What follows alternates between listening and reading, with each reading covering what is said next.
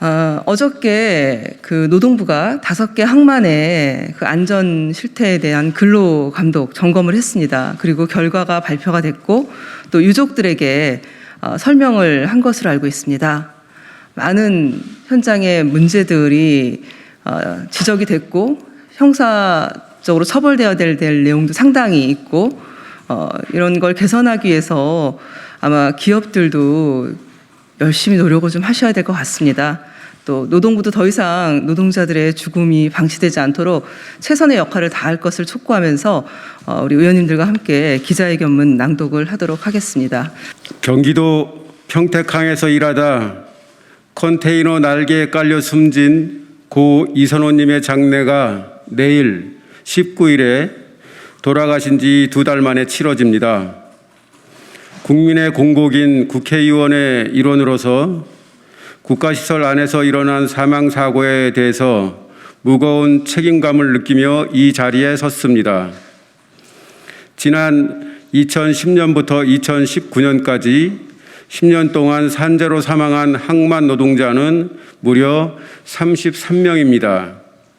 부상자는 1,193명으로 해마다 평균 3명이 항만에서 목숨을 잃고 120명 가까이 다쳐온 것입니다.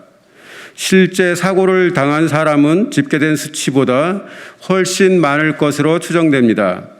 이렇게 많은 항만 노동자가 현장에서 소중한 목숨을 잃고 몸을 다쳐왔지만 고 이선호님 사건 이전에는 그 심각성이 제대로 조명되지도 못했습니다. 평택항을 방문하고 긴박한 대처의 필요성을 절감하여 당 지도부의 건의를 드려 20여 분의 선배 동료 국회의원들과 함께 더불어민주당 내 산재 예방 TF를 구성했습니다. 그리고 더불어민주당 산재 예방 TF 의원, 환경노동위원회 의원들은 현대제철, 현대중공업, 포스코, 부산신항, 고려아연 등 연이은 사망사고 현장을 방문하였고 이제는 항만운송사업법, 소방기본법, 산업안전보건법, 건설안전보건법 등의 개정을 추진하고 있습니다. 아울러 광주 학동 참사를 통해 중대재해처벌법의 사각지대를 발견하고 산재예방 TF에서는 중대시민재해의 범주에 건설공장 현장에서의 안전관리, 유해 이염 방지 결함을 원인으로 발생한 재해를 포함하는 법 개정도 추진 중입니다. 한편 오늘 고용노동부가 주 동방본사 및 전국의 동방지사에 대한 근로감독 결과를 발표했습니다.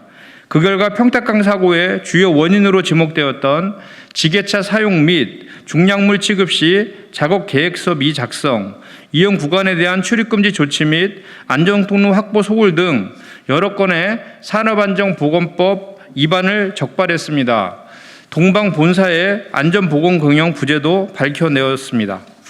이에 우리는 다시는 고 이선호님 사고와 같은 참사가 항만에서 재발하지 않도록 일명 항만산업안전강화법 개정안을 17일 대표 발의했습니다.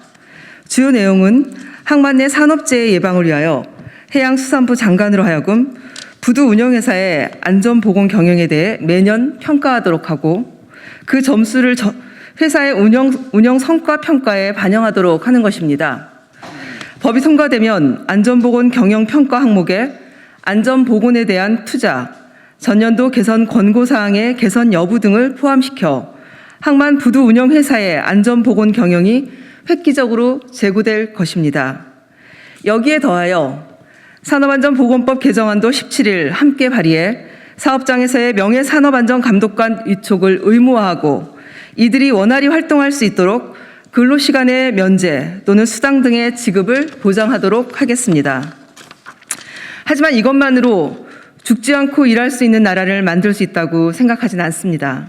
고 이선호님의 죽음이 헛되지 않도록 지속적으로 이선호법을 추진하겠습니다.